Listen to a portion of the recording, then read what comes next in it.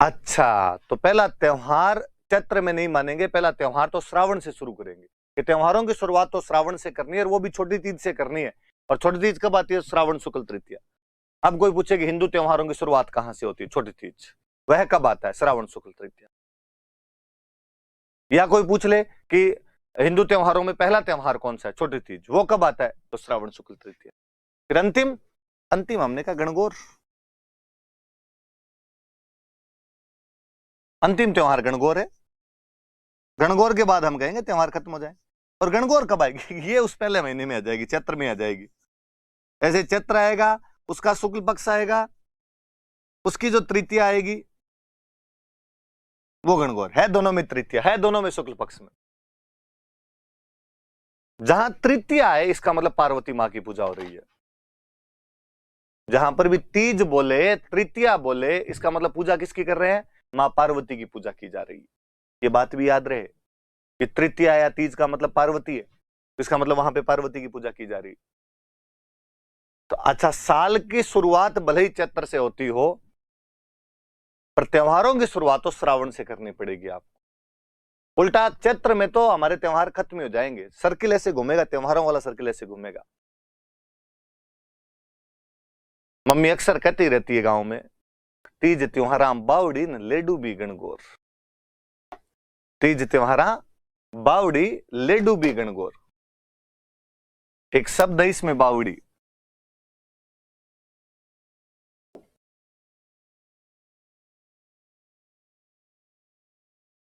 किसी English medium वाले बच्चे को या शहर वाले बच्चे को लगता होगा कि हाँ सर, बावड़ी आपने बताया था हिस्ट्री पढ़ाते टाइम भी। वो जो स्टेप वेल होता है, वो जो पानी का कुआं होता है जिसमें उतरने के लिए सीढ़ियां होती है, उसी को तो बावड़ी कहते हैं। मैं कहूंगा ना मुन्ना ना, यहाँ अलग है थोड़ा सा। एक शेखावटी भाषा का शब्द है जिसका मतलब होता है वापस आना। गांव में अक्सर कोई आदमी दूर जा रहा होता है, वापस बुलाना होता है, कहता बावड़ जा, मतलब वापस आ जा। यहाँ बावड़ी है, बोलने में थोड़ा चेंज है, वो बावड़ी है, यहाँ बावड़ी है। तीज त्योहारा बावड़ी, तीज त्योहारों को वापस लेके आती है। ले डूबी गणगौर, गणगौर उनको लेके डूब जाती है। लाइन कहती है कि तीज से त्योहारों की शुरुआत होती है तथा गणगौर पर जाकर त्योहार समाप्त हो जाते हैं। मुझे याद आता है कि 2010 में मेंस था और क्वेश्चन पूछ लिया आरपीसी ने कि तीज त्योहारा बावड़ी ले डूबी गणगौर, इस पंक्ति का अर्थ स्पष्ट कीजिए।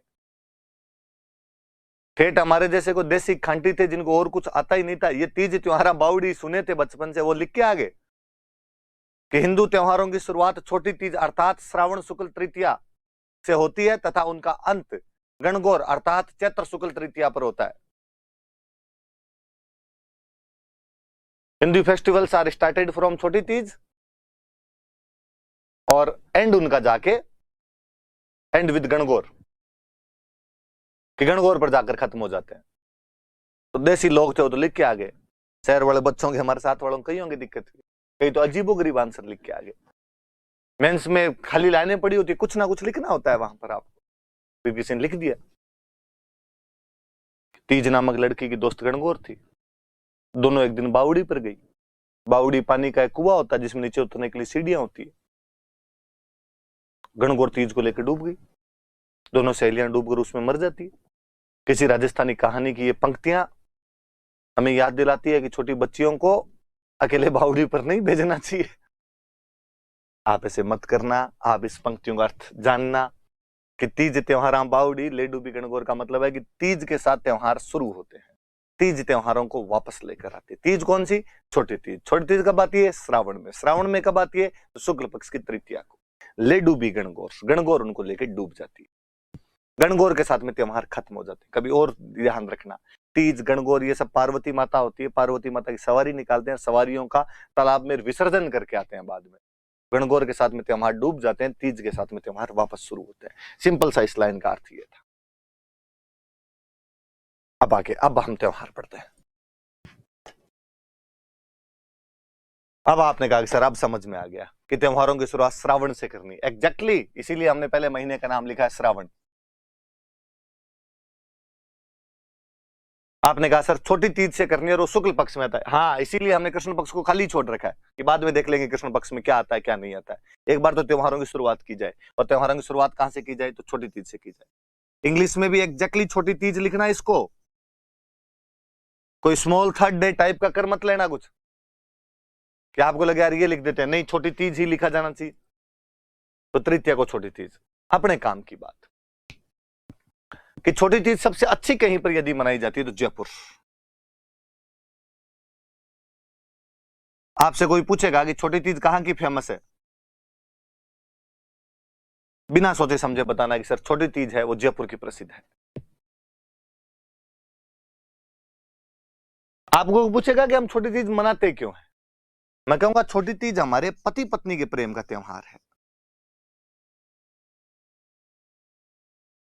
पति पत्नी के प्रेम का त्योहार है।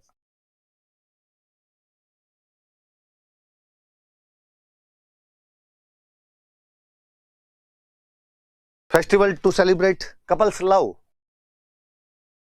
आप में से कईयों को लगेगा कि सर ऐसे कैसे बात कर रहे हो, पति पत्नी के प्रेम का त्योहार हमें पता है करवा चौथ होता है, छोटी तीज नहीं होता सर, और कुछ होगा आपके याद नहीं रहा होगा। आपको नहीं लगता बताने में थोड़ी गलती कर रहे हो आप? मैं कहूंगा कि नहीं, मैं एकदम सही हूं। राजस्थान में पति पत्नी के प्रेम का त्योहार छोटी तीज ही होता है। तो सर करवा चौथ, तो मैं वापस कहूंगा करवा चौथ पंजाबियों का त्योहार है। सिंघानिया, मल्होत्रा, खन्ना, कपूर, जौहर का त्योहार है। क्योंकि पंजाबियों का बॉलीवुड पर कब्जा रहा, मूवी बनाने वाले सारे कपूर, खन्ना, मल्होत्रा, सिंघानिया, जौहर, चोपड़ा रहे, इसलिए उन्होंने अपनी फिल्मों में और सीरियल को करवा चौथ को बढ़ा बढ़ा के बताया। इसलिए करवा चौथ पूरे भारत में पॉपुलर हो गई, और आजकल सबको लगता है कि पति पत्नी के प्रेम का त्योहार करवा चौथ है। वरना लो बात आई तो मैं और बताऊं, चौथ किसी भी एक साल में 24 आती है। कितनी चौथ आएगी? 24 चौथ आएगी। 12 चौथ कृष्ण पक्ष में, 12 चौथ शुक्ल पक्ष में, 12 अंधेर पक्ष अंधेरे वाले में, 12 चानन पक्ष चंद्रमा वाले में। शुक्ल पक्ष में 12 की 12 चौथ के लिए कहा जाता है इनका चांद नहीं देखा जाना चाहिए। गांव में कहानियां होती है कि शुक्ल पक्ष का यदि चांद कोई देख लेता है तो चोरी का आरोप लग जाता है। इसलिए शुक्ल पक्ष में कभी कोई चतुर्थी आ ही नहीं सकती। आपसे कभी कोई क्वेश्चन पूछ ले कि तिल चतुर्थी कब आती है, आपको नहीं पता कब आती है, पर नीचे ऑप्शन देख लेना, यदि किसी में शुक्ल लिखा हुआ है तो काट देना, बिना सोचे समझे काट देना कि चतुर्थी कभी शुक्ल में आ ही नहीं सकती। एकमात्र अपवाद हम पढ़ेंगे गणेश चौथ, जो शुक्ल पक्ष में आएगी, इसके अलावा कोई भी चतुर्थी कभी भी शुक्ल पक्ष में आएगी ही नहीं। तो चतुर्थी हमेशा कृष्ण पक्ष में आएगी। तो आपने कहा कि ठीक है सर, यदि शुक्ल पक्ष में गणेश चतुर्थी वाले अपवाद को छोड़ दें तो शुक्ल पक्ष में चतुर्थी आ ही नहीं सकती, तो 24 में से 24 12 तो उधर वाली निकल गई, इधर केवल 12 बची, तो मतलब कृष्ण पक्ष वाली चतुर्थी आ सकती है। मैं कहूंगा हाँ, और कृष्ण पक्ष वाली जो 12 चतुर्थी आती है, चौथ जो आती है 12, गांव में महिलाएं 12 की 12 चौथ की पूजा करती है। वरना बैसाख, साढ़, काती और माँ, ये वाली 4 चौथ बड़ी होती है, और इनकी तो सारी महिलाएं ही रख लेती। तो ज्यादा धार्मिक हो तो 12 की रख लेती, वरना इन 4 चौथ को तो बड़ी चौथ माना जाता है, इनकी तो रख ही ले। उनमें जो कार्तिक वाली चौथ आती है वो करवा चौथ आती है। करवा चौथ को व्रत रख लिए जाते हैं सामान्य, जैसे बाकी चौथ के व्रत रखे जाते हैं, करवा चौथ के रख लो। मैंने तो कभी गांव में कोई ताम झाम देखा नहीं। और मैं बताऊं, शुक्ल पक्ष वाली मैं बात बताऊं, फिर मैं वापस इस पर आऊंगा। कभी गांव में छोटे थे तो मम्मी दूज का चांद पकड़ पकड़ के दिखाया करती, द्वितीया का चांद जबरदस्ती पकड़ पकड़ के दिखाया जाता था, इधर आ दूज का चांद देख। और अक्सर तो मुझे याद आता है कि चांद देखते ही नहीं थे, हाथ जोड़ के वो गीत सा और गाया करते थे, चांद मामा घबा दे, नया नया घबा दे, कईयों को लगेगा घाबे क्या होते हैं, कपड़े, कपड़ों को घाबे कहते हैं। और चूंकि कपड़े मामा ही दिलाया करते थे, मम्मी ननिहाल जाती 12 महीने में एक बार, तब नए कपड़े आते थे।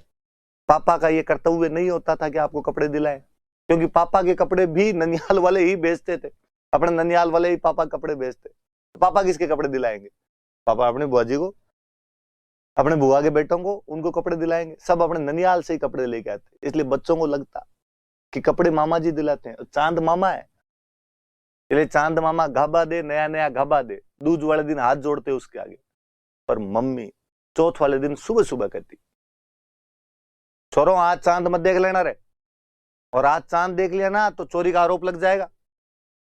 भगवान कृष्ण पे लग गया था कि उन्होंने सैमंतक मणि चुराई है, क्योंकि उन्होंने चौथ का चांद देख लिया था। केवल इस वजह से कलंक लग जाता है चौथ का चांद देखने से। पर बचपन में जिन चीजों के लिए मना किया जाता है, उन चीजों को करने में ज्यादा मजे आते हैं। और उस दिन शाम को चांद, वरना तो पता ही नहीं चलता चांद कब आया और कब चला गया। उस दिन शाम को धीरे धीरे देखते, पर यूं देखते। एक आधा भाई बहन खोड़ला होता, मम्मी को बताऊंगा, मम्मी को बताऊंगा, कई बार तो पिटाई और हो जाती। तब से मन में आएगा भाई चौथ का चांद नहीं देखेंगे। मेरे तो अभी एक दिन दिख गया था, 4-5 दिन पहले, ये जो चौथ निकली इसका, मुझे यूं बड़ा अजीब लगा, यार चौथ का चांद देख लिया अपने, चौथ का चांद देख लिया। भले कितने साइंटिफिक होने की कोशिश करें, हमें पता है कि अंधविश्वास ये देखने से क्या ही हो जाएगा ऐसे, पर मन में अभी तक भी वो बचपन जिंदा रहता है कि नहीं यार चौथ का तो नहीं देखते हैं ना, बचपन में मना करते थे ना, चौथ का क्यों दिख गया। कई दरियों कानों के हाथ वाथ लगाने की एक्टिंग करते हैं। तो चौथ के चांद शुक्ल पक्ष में तो देखे नहीं जाते, इसलिए चतुर्थी आएगी तो कृष्ण में आएगी। कृष्ण में 12 में से 12 चौथ की पूजा की जाती है, 12 में नहीं तो 4 की तो बड़ी वाली की पक्की कर लेते हैं। उन 4 में से एक कार्तिक वाली करवा चौथ आती है, तो नॉर्मल महिलाएं वैसे ही पूजा कर लिया करती थी। अपने लिए करवा चौथ कभी बड़ा इतना त्योहार रहा ही नहीं। और कभी आप उस करवा चौथ की तो जो कल्चर है उसको पकड़ने की कोशिश करो और देखो कि क्या ऐसा राजस्थान में संभव था कि करवा चौथ जो नॉर्मली अब हम देख रहे हैं, जो स्वरूप देख रहे हैं, वो ये कहता है कि पत्नी सज संवर के, एकदम सज धज के छत पे जाएगी और वहां छलनी में से अपने पति को देखेगी। चांद वो है उसको देखेगी। इमेजिन कीजिए, आज से 2 पीढ़ी पहले क्या अपनी मम्मी वाली पीढ़ी, दादी वाली पीढ़ी ऐसा कर सकती थी? क्या कोई महिला सज धज के छत पे खड़ी हो सकती थी? गांव वाले बात बना ले पूरे, तब फलान जी की बीरनी छत पे खड़ी थी और उसमें पति को देख ले। आप कभी सोच के देखिए कि मम्मी या दादी वाली पीढ़ी क्या ऐसे अपने पति को, पापा को या दादाजी को बोल सकती थी कि प्लीज शाम को घर जल्दी आ जाना, मैं छलनी में से देखूंगी। जूता 10 नंबर का आता है पैर में। उल्टी लुगाइयां अपने तो कहती थी कि बोमिया तू बाहर ही रहना, मत आना। डाकियों से लगता था डर पहले, तो कोई पति को बुलाने वाली ये फीलिंग तो हुआ ही नहीं करती थी। अपने चौथ चांद देखा, शाम को रोटी खा ली, दिन में कहानी सुन लिया करते थे। एक कोई बाबू कहानी आती थी, बाबू कहानी सुना दिया करती थी। तो भाई साहब अपने करवा चौथ नहीं होती थी, पति पत्नी के प्रेम का त्योहार था। अपने जो पति पत्नी के प्रेम का त्योहार था वो तीज था, तीज आया करती थी। और कभी पुरानी राजस्थानी कहानियां सुनो आप, कहानियों में आएगा कि बंदे की शादी हुई और शादी होने के बाद बंदे को लगा यार 1 से 2 हो गए, कमाना चाहिए। इतने दिन तक तो निकमे बैठे थे, बापू ढाबे पे खाना खा रहे थे। राजस्थान में आर्थिक संसाधनों की कमी, कमाने के लिए बाहर जाना पड़ेगा। बंदा बाहर जाता और बाहर जाने लगता तो पत्नी कहता कमाने के लिए बाहर जा रहा हूं, और पत्नी कहती कि मैं तो अभी आई हूं, अभी आप बाहर चले जाओगे ना, आपके बिना मेरा मन कैसे लगेगा। पति समझाता कि देख कमाने तो पड़ेंगे, यहां बैठे रहने से तो कैसे पार पड़ेगी, पर मैं तुम्हें वचन देता हूं कि मैं साल भर के अंदर वापस तुम्हारे पास आ जाऊंगा। पत्नी वापस हाथ में हाथ रख के कसमें खिलाती। नया जोड़ा तो कर ही सकता है ऐसा थोड़ा कुछ कि और पता नहीं, पर तीज वाले दिन वापस आ जाना। बात पे गौर कीजिए आप, पत्नी पति को कह रही है कि तीज वाले दिन वापस आ जाना। तमाम राजस्थानी कहानियां ये चीज बताती है। फिर कहानियों का फिर वो रोमांच की पति कमाने के लिए 7 समंदर पार गया। अपने लगता है 7 समंदर पार कहां जाते हो? कहीं नहीं जाते जी, मालवा जाते थे, मध्य प्रदेश वाला। बीच में 7 नदियां आती थी, अपने वालों की तो नदियां भी नहीं देखी होती थी, पश्चिमी राजस्थान वालों की। तो इतना पानी देखे अपने लगता है समंदर ही पड़ा है, तो 7 समंदर पार गए थे। कहानियों का रोमांच वो कि सावन का महीना आते ही और पति ने जिस सेठ के, जिस राजा की नौकरी करता था, उसको कहा 30 वाले दिन छुट्टी देना, मुझे घर जाना है। सेठ या राजा बहुत खड़ूस था और उसने छुट्टी नहीं दी। दूज वाले दिन तो पति ने कहा छुट्टी दो तो ठीक, वरना मैं यूं ही जाऊंगा, क्योंकि मैं पत्नी को वचन दे के आया था कि मैं 30 वाले दिन शाम को तेरे से मिल लूंगा आके। और पत्नी ने कहा था कि यदि 30 वाले दिन शाम तक नहीं आए तो मैं अग्नि में बैठ जाऊंगी, चिता के अंदर बैठ जाऊंगी, सत्य कर लूंगी, मैं लुगाई मर जाएगी मेरे पीछे। छुट्टी दो तो ठीक, नहीं दो तो ठीक, मैं जा रहा हूं। और पति अपना घोड़ा लेकर उन 7 समंदरों को लांघता हुआ रातों रात 30 वाले दिन शाम तक तो अपनी पत्नी के पास पहुंच जाया करता था। इतनी कठिनाइयां वो केवल तीज के त्योहार के लिए झेल रहा है, क्योंकि पति पत्नी के प्रेम का त्योहार तीज है। फिर मुझे लगता है कि ये जो करवा चौथ में जो सज धज है, ये सज धज भी तो हमारे उधर थी, तीज पे थी। तीज पे लहरिया उड़ा करते थे, लहरिया। और कितना महंगा आता होगा कि उस समय गीत बनाए हमने कि मारे लहरिया 900 रुपया रोकड़ा सा। तब वो 900 रुपए केस के अंदर आता होगा, पर पत्नी ये विश करती होगी, मांगती होगी कि लाओ तो लहरिया ला के दो, महंगी वाली चीज ला के दो मुझे। मैं और इस बात पे आऊं कि आजकल आपके करवा चौथ का कंसेप्ट कहता है कि ये पति पत्नी के प्रेम का त्योहार और पति पत्नी को गिफ्ट देगा। ये हम जो गिफ्ट थे ये भी तीज पे दिया करते थे। हम तो थोड़े और फॉरवर्ड थे, हम मानते थे कि शादी छोड़ो, सगाई भी अपने आप में आधा विवाह होता है। और पहले गांव में ऐसे केस नहीं सुने जाते थे कि कोई सगाई टूट गई किसी की। नहीं साहब, सगाई हुई है तो 2 परिवारों के बीच के 7 जन्मों का बंधन है, इनके बीच का अटूट रिश्ता है। सगाई हो गई, शादी हुई नहीं, तीज आई। क्योंकि सगाई अपने आप में आधा विवाह है, तीज पति पत्नी के प्रेम का त्योहार है, तो पति पत्नी को गिफ्ट भेजे।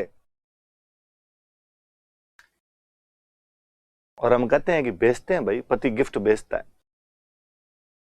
और वो जो गिफ्ट होते हैं उन गिफ्ट को बोलते हैं सिंजारे। कि पति द्वारा पत्नी को गिफ्ट भेजे जाते हैं, वो पीहर में होती है तो पीहर में गिफ्ट भेजे जाते हैं, उनको सिंजारे कहते हैं कि सिंजारा आया।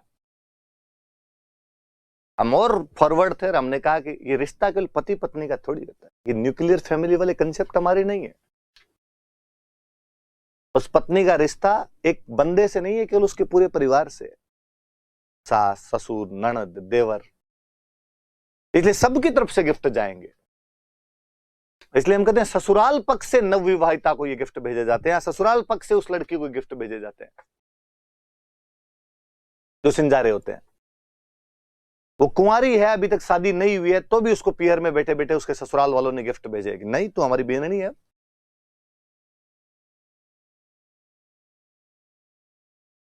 थोड़े दिन बाद उसकी शादी हो गई। शादी होने के बाद में वापस श्रावण आया, हमने फिर कंसेप्ट गढ़ा और कहा पहले श्रावण में सास बहू साथ नहीं रहेगी, और पहले श्रावण में सास बहू साथ रहे तो सास पे भार आता है, इसलिए बहू को पीहर भेज दो। इसलिए बहू को पीहर भेज दिया जाता, बीननी को पीहर भेज दिया जाता है। अब चूंकि बीननी पीहर है, श्रावण में तीज आएगी, पति पत्नी के प्रेम का त्योहार है, वापस गिफ्ट भेजे जाए, इसलिए वापस गिफ्ट भेजे जाते हैं, वही सिंजारे भेजे जाते हैं। इसलिए अक्सर गांव में सुनने को मिलता है एक कुंवारो सिंजारो है ना, एक परिणेड़ो सिंजारो है। एक जो कुंवारी थी तब इसके गिफ्ट आए थे, एक जब वो शादी होके आ गई तब उसके गिफ्ट आए थे। फिर चूंकि अगले श्रावण से वो अपने वहीं रहती है, तो बाद में इतना आदान प्रदान अपने को देखने को मिलता नहीं। तो सिंजारे कब आए? तीज पे। लहरिया कब उड़े? तीज पे। पति 7 समुद्रों को लांघता हुआ कब आया? तीज पे। पत्नी ये धमकी कब दे कि तुम नहीं आए तो मैं अग्नि के अंदर प्रवेश करके सत्य कर लूंगी? तीज पे। इसका मतलब पति पत्नी के प्रेम का त्योहार तीज है। करवा चौथ है त्योहार, तो जितना तीज है उतना नहीं। इसलिए हे लड़कियों, तुम पर यह महती जिम्मेदारी है कि केवल इस कल्चर को पढ़ाई के लिए नहीं पढ़ना है, एग्जाम पास करने के लिए नहीं पढ़ना है। मैं नहीं कहूंगा आपसे कि करवा चौथ मनानी बंद कर दी जाए, मनाई जाए, धूमधाम से मनाई जाए, पर तीज बंद नहीं होनी चाहिए। तीज करवा चौथ से ऊपर वाला महत्व रखनी चाहिए। यह हमारा परंपरागत त्योहार है, यह पति पत्नी का त्योहार है। करवा चौथ हमने बॉलीवुड से सीखा है। इस बॉलीवुड ने कई कांड करवाए हैं अपने। राजस्थान में लड़कियों के शादी के बाद सरनेम चेंज नहीं हुआ करते थे। मुझे याद है आरपीसी ने एक बार एक क्वेश्चन पूछ लिया था कि राजस्थान में कौन सी जाति में लड़कियां शादी के बाद अपने सरनेम चेंज नहीं करती, और आरपीसी ने उत्तर माना राजपूत, कि राजपूतों में लड़कियां शादी के बाद सरनेम चेंज नहीं करती। मुझे लगा यार आरपीसी वाला भोला है पेपर बनाने वाला। इसने क्या कुछ एग्जाम्पल देखेगी। राजा का नाम जसवंत सिंह राठौड़, रानी का नाम हाड़ी रानी जसवंत देव। उसको लगा अच्छा सरनेम वही पड़ा है इसके। तो राजा का नाम सवाई जयसिंह कछवाहा, रानी का नाम चंद्र कंवर सिसोदिया। हाँ इधर भी लपड़ा है। राजा का नाम कि राज सिंह सिसोदिया, रानी का नाम कि चारुमती राठौड़। और उसने कहा कि हाँ राजपूतों में लड़कियां शादी के बाद अपना सरनेम चेंज नहीं करती। उसने क्वेश्चन पूछ लिया। मैं कहूंगा कि यदि वो हमारे गांव में जाके किसी भी जाति या धर्म के अंदर पूछता तो डोकरियां बताती कि मारो गोत ओ है, अंको गोत ओ है। अंको मतलब पति वालों का गोत्र ये है, मेरा गोत्र तो वही है। मैं कहूं आज भी घर पे दादी जी बैठे, उनसे पूछ लेना कि तुम्हारा गोत्र क्या है। यदि आप वाला बता दे तो आप जैसे कहो वैसे करें, तो करके देखना, पहले इस्तेमाल करें फिर विश्वास करें।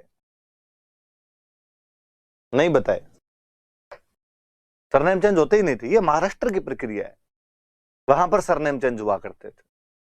आजकल हम भी देखते हैं, देखा देखी लड़कियां सगाई होती है फेसबुक पे ही सरनेम चेंज कर लेती। अपने कई बार लगता है यार ये तो फ्रेंड थी नहीं अपने एफबी पे, फिर कोई प्रोफाइल खोलो तो पता चलेगा अच्छा गॉट एंगेज्ड। इतने में ही जल्दी असर नहीं आया। पहले अक्सर गांव में हुआ करता था कि बाई का ब्याह करते, बाई पहली बार ही जब पियर आती ना तो ससुराल वाली भाषा बोलती। अपने राजस्थान में भाषाएं अलग अलग, कोस कोस पर बदले पानी, 3 कोस पर बदले वाणी। तो भाई ससुराल वाले थोड़े बहुत जो शब्द होती ससुराल वाले बोलते, और गांव में कहते भाई सास रंग जल्दी चढ़ो। मुझे लगता है आजकल बाई को सास रह जाने की जरूरत ही क्या है। बाई सगाई के बाद भी रंग चढ़ाती है, सगाई के बाद ही अपने सरनेम चेंज कर लेती है। इसलिए है लड़कियों, पापा वाला सरनेम बेहद अच्छा है, तो बाई ब्लड है, तुम्हारी जीनियोलॉजी जुड़ी हुई है उससे। पति वाला सरनेम बच्चे लगाएंगे, तुम तो अपने पापा वाला सरनेम लगाओ कम से कम। बॉलीवुड ने कई काम करवाए हमसे। बॉलीवुड ने देवी देवता चेंज कर दिए भाई अपने। कौन जानता था 2 पीढ़ी पहले वैष्णो माता को। वैष्णो माता से माफी मांगते हुए 100 सलाम महाराज, माफी देना। पर 2 पीढ़ी पहले वाले को पूछो अपने राजस्थान में वैष्णो माता का नाम भी सुना था क्या? कोई गया था क्या तुम्हारी 7 पीढ़ियों में भी वैष्णो माता की? करणी माता, जीर्ण माता, शीला माता, जमवाई माता, चामुंडा माता, आई माता भरी पड़ी थी अपने यहां पे। एक पंजाबी आए, गुलशन कुमार जी, पंजाबियों की देवी मां वैष्णो है, पहाड़ों के अंदर है पंजाब के पास में, वो जाया करते थे। उन्होंने जब गाने बनाए, गुलशन कुमार जी ने जब गाने बनाए, वो तो अपनी माता जी का बखान करेंगे। उन्होंने वैष्णो माता जी गाने बनाए, पूरा राजस्थान जा रहा है उधर, पूरा नॉर्थ इंडिया जा रहा है उधर। और मुझे लगा यार वहां से हम कई कंसेप्ट और सीख के आ गए। पंजाबी बड़े एनर्जेटिक लोग होते हैं, और जाते हुए जोर जोर से नारे लगाते, जोर से बोलो जय माता दी, आगे वाले जय माता दी, पीछे वाले जय माता दी। मुझे लगता है ये तो अपने तो होता ही नहीं है। अपने तो मंदिर जाते हैं तब कहते चुप, बोलेगा नहीं अगर कोई बड़े हैं सामने देवी देवता, उनके सामने चरचर चरचर करते रहते हो, एकदम चुप रहो, मोबाइल साइलेंट करके जाते हैं। मुझे कई बार बड़ा अजीब लगता है कि मैं देशनो करणी माता मंदिर में गया हुआ होता हूँ और वहां पे कोई लड़कों का ग्रुप आता है, यहाँ चुपचाप माँ की भक्ति कर रहे होते हैं, माँ को याद कर रहे होते हैं, और कोई जोर से आगे बोलता है, जोर से बोलो सच्चे दरबार की, करणी माता की। मुझे कई बार उन बच्चों को समझाने का जी करता है कि बच्चों नहीं, अपने वाली जो मम्मी है, अपने वाली जो माता है, ये शोरगुल पसंद नहीं करती है, नाराज हो जाएगी। फिर कई बार लगता है कि यार बच्चे कह देंगे कि नहीं सर, नहीं भैया, माता कभी कुमाता नहीं हो सकती, मम्मी अपने बच्चों पे कभी नाराज नहीं हो सकती, शोरगुल करेंगे तो भी वो नाराज नहीं होगी। तो मुझे वापस उनको कहने का जी करता है कि जिस भाषा में तू जय बोल रहा है, ये भाषा माता को नहीं आती। ये जय माता दी, ये दी वाला जो वर्ड है ना, ये पंजाबी है। अपने वाली जय माता जी, जय माता की, जय माता री है। तू जोर से बोलो जय माता जी, जय माता की, जय माता री बोले तो समझ आएगा। पंजाबी नहीं आती करणी माता को, जीवन भर देशनों की रही थी, बीकानेर में रही थी, डोगरी के पल्ले नहीं पड़ेगी ये वाली भाषा। प्लीज मत बोल। बॉलीवुड क्या क्या नहीं करवाए हमसे। वैष्णो माता जाना उनके होता है जिनको मनाने होते हैं हनीमून। घर वालों को सीधा कदे हनीमून मना के आना है, तब तो आज भी पश्चिमी राजस्थान में तो उल्टा लटका के चमड़ी छोले कोई। तो कहा कि बेचारे लड़की का नाम लेके, और कहा लड़के ने जाके पापा गया मम्मी के पास मुंह बनाते हुए कहा, भोला बनते हुए कहा। ये जब 12वीं में पढ़ती थी तब इसके जात बोली हुई थी कि जोड़े से वैष्णो माता की जाके आएंगे। घर वाले इन जात से न बड़ा डरते हैं कि बोली हुई मन्नत और नहीं जाए तो लफड़ा हो सकता है। घर वाले कहते सो सलाम महाराज, वैष्णो माता की जाके आओ। दोनों कहाँ है, सिक्कर पड़ेगी कि झुंझुनू पड़ेगी? कहा ना ना, है तो कश्मीर, इतना दूर कैसे जाओगे? अब देख लो, जाना ही पड़ेगा, क्या है। घर वाले रुपए देते हैं कि जाओ। कौन जानो रामदेव रट, जानो चोटीला धाम, किसको जाना वैष्णो माता? यहाँ देखने गुलमर्ग और सोनमर्ग। वैष्णो माता का नाम है बेचारी का, पर माता जी सब कुछ जानती है। उसके नाम पे जो जो कांड किए जा रहे हैं ना, डोकरी सब एकदम वही है जी। माता कुमाता नहीं हो सकती। दो गति कोई नहीं बच्चों, मेरे नाम पे भी एंजॉय कर लिया तुमने, कोई बात नहीं है। तो ये तीज है भाई, अपना पति पत्नी के प्रेम का त्योहार। अपने पति पत्नी के प्रेम का त्योहार करवा चौथ नहीं है। तो तीज कब आती है? तो श्रावण शुक्ल तृतीया को। सबसे अच्छी कहाँ हो? तो जयपुर के अंदर हो। किसका त्योहार है? तो पति पत्नी के प्रेम का त्योहार है। जो गिफ्ट आते हैं उनको क्या कहते हैं? सिंजारा कहते हैं। याद रहे, तो प्रीलिम्स में क्वेश्चन पूछेगा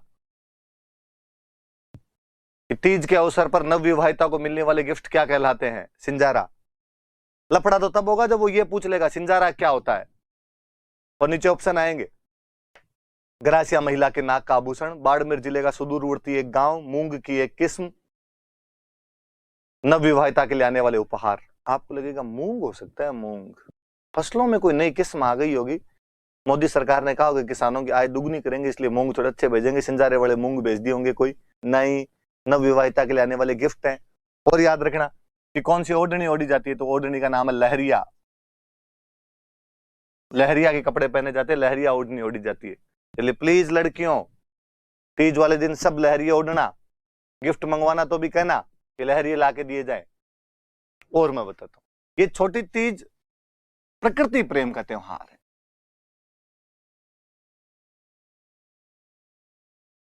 नेचर के साथ हमारा जुड़ाव, हमारी आत्मीयता, हमारा कनेक्शन दिखाता है। क्योंकि हमारे नेचर फलती फूलती भी तो श्रावण में ही थी। और नेचर फूलते फलती फूलती कब थी हमारे? इसलिए हमने श्रावण में झूले डाले, हमने श्रावण के झूलों के गीत गाए, बना रे बागाम झूला गाला। मुझे और लगता है कि अपने वाले कितने इंटेलिजेंट थे। पश्चिमी राजस्थान वालों के बाग दूर दूर तक ही नहीं थे, खेजड़ी पे झूले डाले थे, पर गीत में गाया हमने कि बना रे बागाम झूला गाला। मुझे लगता है कोई केरला वाले कोई गाना सुनाया जाए, उसको जब इसका अर्थ बताया, उसको लगेगा ओ नो, राजस्थान में इतने बाग है कि वहां पे झूले भी डाले जाते हैं। तो कौन समझाए कि हमारे वाले इंटेलिजेंट थे, लोगों को बावड़े बनाने के तरीके निकाल लिए थे हमने। और जयपुर की तीज सबसे अच्छी, माँ पार्वती, माँ तीज सवारी निकल रही है। कभी राजमहलों से सवारी निकला करती थी और उस समय सैनिक उसके साथ में जाया करते थे। रंग बिरंगी वेशभूषा के अंदर महिलाएं और पुरुष उस तीज माता की सवारी के साथ जाते, सैनिक साथ में होते, हथियारों के साथ में होते। माँ पार्वती जब खुद बाहर जा रहे हैं, 16 श्रृंगार किए हुए तमाम गहनों से सुसज्जित होकर जा रहे हैं, उनके साथ सैनिक नहीं जाएंगे तो कौन जाएंगे? आज भी पुलिस तो अब भी जाती है, भले आप ये कह दो कि वो अब कानून व्यवस्था को कंट्रोल करने के लिए जाती है, पर दृश्य तो एकदम वैसा होता है आज तीज। और जयपुर की तीज तो क्या गीतों में गाई गई है। आज ही वो मेरे एक दोस्त हमेशा हंसते रहते हैं कि गांव की महिला के दो ही सपने होते हैं, एक तो उसे जयपुर की तीज देखनी होती है, एक उसे गाड़ी में अगली सीट पर बैठना होता है। अगर गांव के अंदर महिला को बराबर वाली सीट पे नहीं बिठाते, वो पीछे बैठ, महिला चाहती है कि धकली सीट पे बिठा ले, आगे वाली सीट पे बिठा ले, तो यूं जमारो सुधरे, या कोई जयपुर की तीज दिखा दे। हमने गीतों में गाए कोई जयपुरी की तीज दिखा दे हमारा रसिया, तो जयपुर की तीज याद रखिए। फिर शुक्ल पक्ष में एक त्योहार हो रहा था पूर्णिमा को, रक्षाबंधन, आप ज्यादातर जानते हो, पर हम गांव में आप कभी सुनना, हम इसको रक्षाबंधन नहीं बोलते, राखड़ी पूनम, रख पुन्यू। और मुझे लगता है जब हम रख पुन्यू या राखड़ी पूनम बोलते हैं तो और कुछ नहीं, पर ये पूनम और पुन्यू बोल के ये तो बताते हैं कि आती तो पूर्णिमा को है। पर जब हमारे उसी त्योहार को हम किसी विदेशी भाषा में हिंदी के अंदर पढ़ते हैं, तब हम उसे रक्षाबंधन बोलते हैं। और ये शब्द कम से कम पूर्णिमा तो नहीं बता रहा है, और कुछ ही बताता हो आपके, वो फील नहीं देता जो रख पुन्यू में, राखड़ी पूनम में आता है। फिर हम कहते हैं कि इस रक्षाबंधन को नारियल पूर्णिमा भी कहा जाता है, इस दिन नारियल की पूजा की जानी चाहिए। मैं इंग्लिश वाले भाई बहनों को फिर कहना चाहूंगा कि इसको नारियल पूर्णिमा ही लिखें, कोई कोकोनट फुल मून ना कर दें इसको।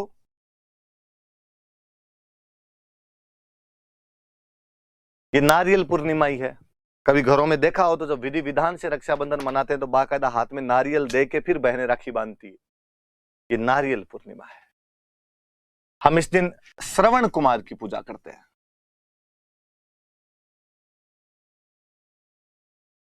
इस दिन श्रवण कुमार की पूजा की जाती है। आप में से ज्यादातर लोगों ने श्रवण कुमार की कहानी सुनी होगी कि एक आज्ञाकारी पुत्र जो अपने अंधे माता पिता को तीर्थ यात्रा कराने के लिए लकड़ी की एक कावड़ बनाकर उनको घुमाता हुआ फिरता है। यह उन दिनों की बात है जब अयोध्या के अंदर महाराज दशरथ राज कर रहे थे। महाराज दशरथ की एक खासियत थी कि वो शब्द भेदी बाण चलाया करते थे। और महाराज दशरथ ने उस दिन सरयू नदी के किनारे अपना मचान लगाया और कहा कि रात्रि के समय में जब जंगल का कोई जानवर इस सरयू नदी के अंदर पानी पीने के लिए आएगा, जैसे वो अपना मुंह डालेगा, छपाक की आवाज के साथ मैं तीर चलाकर उस जानवर का शिकार कर लूंगा। दुर्भाग्य, विडंबना कि उस दिन जंगली जानवर की जगह वह आज्ञाकारी पुत्र श्रवण कुमार अपने अंधे माता पिता के लेकर वहीं आसपास कहीं ठहरा हुआ था। और अंधे माता पिता को जब रात्रि को प्यास लगी तो अपना बर्तन लेकर उस सरयू नदी से पानी लेने के लिए आया। उसके बर्तन की छपाक की आवाज ने राजा दशरथ को चौकन्ना किया और उनके एक ही शब्द भेदी बाण ने श्रवण कुमार के प्राण ले लिए थे। तीर लगते श्रवण कुमार की चिल्लाहट सुनकर महाराज दशरथ भागे और उनको लगा कि मनुष्य मर गया। जब तक वो आते तब तक उस युवक के प्राण लगभग निकलने वाले थे। युवक ने केवल इतना कहा कि महाराज दशरथ, अंधे माता पिता मेरे पानी के लिए मेरा वेट कर रहे होंगे, प्लीज पानी उनको पिला देना। महाराज दशरथ उन अंधे माता पिता के पास गए। कई देर तक तो उनके मुंह से बोलती ना फूट पाई, ना कह पाई कि मैंने तुम्हारे पुत्र को मार दिया है। लेकिन जब वो अंधे माता पिता ने कहा कि हमें कुछ अनहोनी मालूम हो रही, तुम कौन हो, क्या हो, हमारा पुत्र कहाँ गया, वो जब चित्कार किया तो महाराज दशरथ रोए और रोते उन्होंने कहा कि गलती से मेरे हाथों से तुम्हारा पुत्र मर गया है। अब मैं तुम्हारे लिए पानी लेकर आया हूं, पश्चाताप करना चाहता हूं, प्रायश्चित करना चाहता हूं, जो सजा देना चाहते हो वो दीजिए। अंधे माता पिता ने कहा कि महाराज दशरथ, कोई अंधा माता पिता क्या ही सजा दे सकता है तुम्हें, प्रकृति सब सजाएं सब लोगों के लिए तय रखती है। लेकिन आज हम हमारे पुत्र के वियोग में तड़फ तड़फ के मर जाएंगे और हमारी हाय तुम्हें लगेगी, एक दिन तुम उसी प्रकार अपने पुत्र के वियोग में तड़फ तड़फ के मर जाओगे। कहानी आगे कहती है कि काफी दिनों बाद जब महारानी कैकेयी के वरदानों के कारण महाराज दशरथ को अपने पुत्र राम को वनवास देना पड़ा, तो महाराज दशरथ पुत्र राम के वियोग में उसी प्रकार तड़फ तड़फ के मरे थे जिस प्रकार कभी श्रवण कुमार के माता पिता उसकी याद में तड़फ तड़फ कर मरे थे। वो दिन रक्षाबंधन का दिन था, वो श्रावण की पूर्णिमा का दिन था, इसलिए आज भी हम उस आज्ञाकारी पुत्र श्रवण कुमार की इस दिन पूजा करते हैं। आज शुरुआती क्लास थी, अपनी इंट्रोडक्शन था। ये दो त्योहार बताए मैंने, त्योहार कब शुरू होते हैं ये बताए गए। आप पढ़ना, कल वाली क्लास से हम और ढंग से शुरू करेंगे कौन कौन से त्योहार है।